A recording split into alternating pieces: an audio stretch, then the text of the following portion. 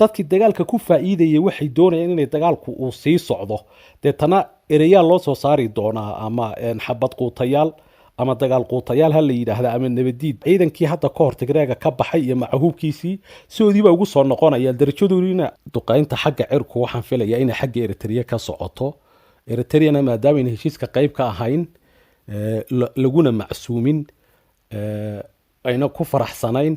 waxa laga yaabaa inay ukaas heshiiskii ay u carqaladaynayso kulan wacan wanaagsan idil ahaantiin badawadayaal kusoo dhawaada waraysi khadka taleefankan kula yeelanay siraajo aadan oo ka faallooda arrimaha siyaasadda gaar ahaan Itoobiya waxna aan ka weydiinay duqeymo la sheegay in ciidamada cirka dalka Eritrea ay la eegteen goobo kamid ah gobolka Tigreega gaar ahaan magaalada Maqale iyo khasaare halkaasi ka dhashay kulan ka dhacay magaalada Addis Ababa caasimada dalka Itoobiya ayna ka qayb galeen ra'iisul wasaaraha Itoobiya madaxweynayaasha deegaanada golaha wasiirada maayirada labada magaalo ee Addis Ababa iyo Dirdhaba iyo sidoo kale taliska guud ee ciidamada militariga dalka Itoobiya iyo wafdigii Itoobiya ku matalahayay shirki ka dhacay dalka Koonfur Afrika iyo heshiiskii TPLF la soo galay maxaabiis la sheegay in laga sii day doono xabsiyada iyo sidoo kale saraakiisha ciidamada TPLF oo ku biiri doono ciidamadooda wada hadal dhex maray Birhanu Jula taliyaha guud ee ciidamada militariga dalka Itoobiya iyo taliyaha guud ee ciidamada TDF ta loo yaqaano ama xoreynta Tigreega General Sadiqan iyo sidoo kale waxyaabaha caqabadaha ku noqon karo heshiiska dhex maray dawladda federaalka Itoobiya iyo TPLF iyo qaabka ay u furi lahaayeen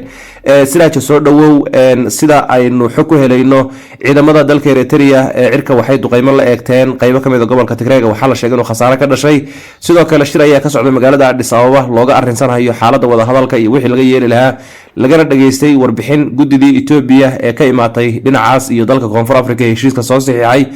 sidoo kale waxa la sheegayaa in madaxweynaha dalka Eritrea uu doonayo in uu carqaladeeyo heshiiskan TPLF iyo dawladda federaalka Itoobiya ay wada gaadheen warar kale oo helaynana waxay sheegayaan in khadka taleefanka ay ku xidhiidheen taliyaha guud ee ciidamada militariga dalka Itoobiya Birhanu Jula iyo sidoo kale taliyaha guud ee ciidamada TPLF General Sadiqan bal arrimahaas oo dhan adigoo dulmar noogu sameeynayo maxaa ugu dambeeyay xaaladda guud ee dalka Itoobiya bismillaahir rahmaanir rahiim waa su'aalo aad u fiican sida aad sheegayso maanta waxa kulmay oo Addis Ababa kulan ku yeeshay madaxweynayaasha deegaanada kala duwan labada maamul magaalo kabineega ama golaha wasiirada iyo labada gole ee aqalka golaha federationka iyo golaha wakiilada shacabka waxa markaa halka report ka soo jeediyay waxyaabihii lagu heshiiyay Ridwan Xuseen oo faahfaahin ka bixiyay marka wax badan oo ku soo kordhiyay ma jirin guud ahaan wuxuu ka hadlayay uun heshiiskii ereyo cusub oo ku soo kordhiyo isla heshiiska uun kamida way jiraan marka adu guud ahaan kulankan ujeedadiisu waxay ahayd in ay ku tusinaysaa in Itoobiya ay ka go'an tahay meel ay hadda ay bal marka dambe caqabad timaadaba laakiin bilowga hore inay ka go'an tahay marka waxa loo sharaxayaa dadkii executive-ka ahaa ee go'aamadu ay ka go'ayeen markaad eegto waa madaxweynayaasha kaliilada waa golihii wasiirada iyo dhankii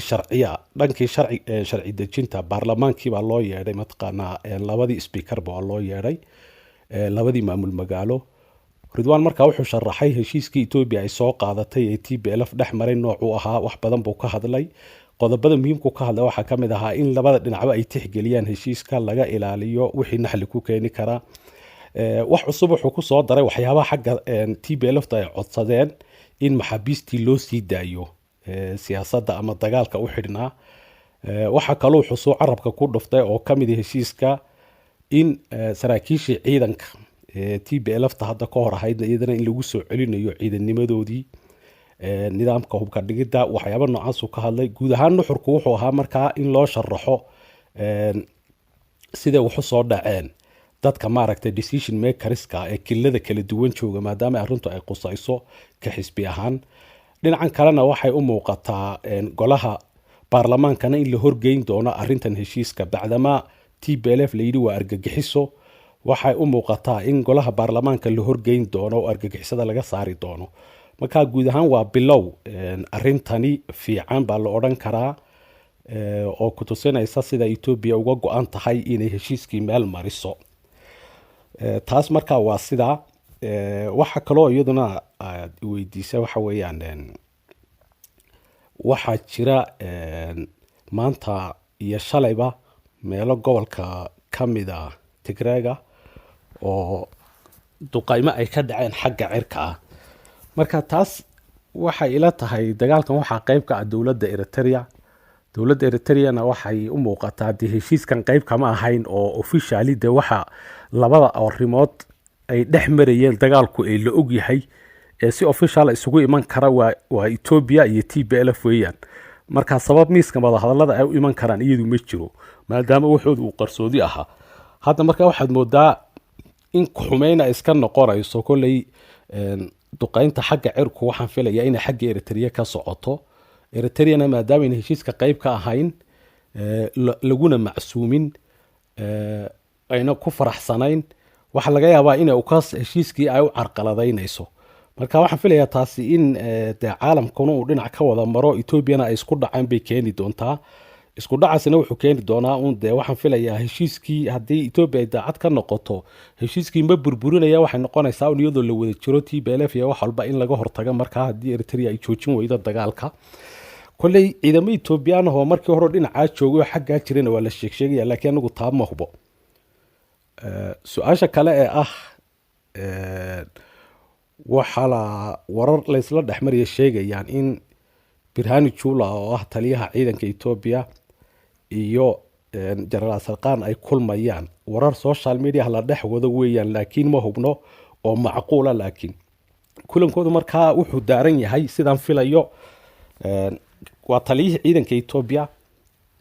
ninkaasina waa taliyihii ciidanka Tigreega. hadda markii dagaalku uu qarxay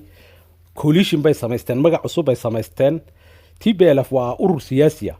oo ururkii wadanka soo xukumayay weeyaan. marka ciidamadii qaranka ka tagay iyo liu booliskii wixii dhan isu wada tagay waxay samaysteen wax la yiraahdo TDF Tigray Defensive Force. marka waxay ila tahay waxa hubka laga dhigayo ama hubka wareejinaya oo laga wada hadlayo waxa meesha ka bixi doona wixii sharciguna ogolayn bacdama la yiri wax walba sharciga lagu dabaqo sharcigu ma ogola markaa ciidan kan qaranka ka baxsan. marka waxay noqonaysaa cidda magacaas uu ka baxaya meesha waxa ka wada hadlaya markaa sida uu Ridwaana sheegay ciidankii hadda ka hor Tigreega ka baxay iyo macahubkiisii soodiiba ugu soo noqonaya darajadoodina way labisanayaan bay ka dhigan tahay oo sidii ahayd bay u qaadanayaan darajadoodii. marka taa kulanku waxay la tahay in magacaas ka bixi doona ka bacdina TPLF baa soo hari doonta ururkii siyaasiga ahaa. arrintan kale caqabad maxaa ku iman kara? horta de caqabado way iska jiri karaan oo imika labada dhinacba xitaa waxa jiri kara dad dagaalku inuu sii socdo doonaya ama qolo waliba inay guul mataqaanaa wadanka gudihiisa guul lagama sheegan karo. marka coalitionkii dagaalku galay waxba iska dooni karaan qaar ka mid ah. sidoo kale dadka Tigreega laftoodu waxba iska dooni karaan.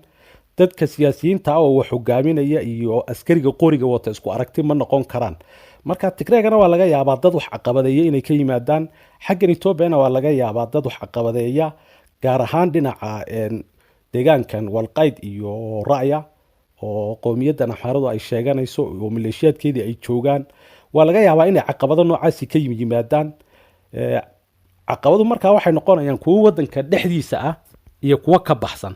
kuwa wadanka dhexdiisa ah dawladda laga rabaa inay meel mariso oo ay dadka u jawaabto oo ay meel marin karto dastuurka la meel mariyo waxay ka dhigan tahay xuduudii Tigreena waa la yaqaanaa. wax kasta oo dagaalka ka horeeyay sidii buu ahaanayaa. wax kasta oo dagaalka kadib dib dhacayna waa laga kaaftoomayaa. waayo heshiiska waxa ka mid ah in wixii hore u dhaco dhan la iloobo ee dagaalku dhibaatooyinku keenay. marka waxay la tahay waxa ka baxsanaan kara wadanka gudihiisa waa Eritreana markaa de Ethiopia mar haday tooshka ku qabato wadankan iyada mas'uulka ah waa wadan madax banaan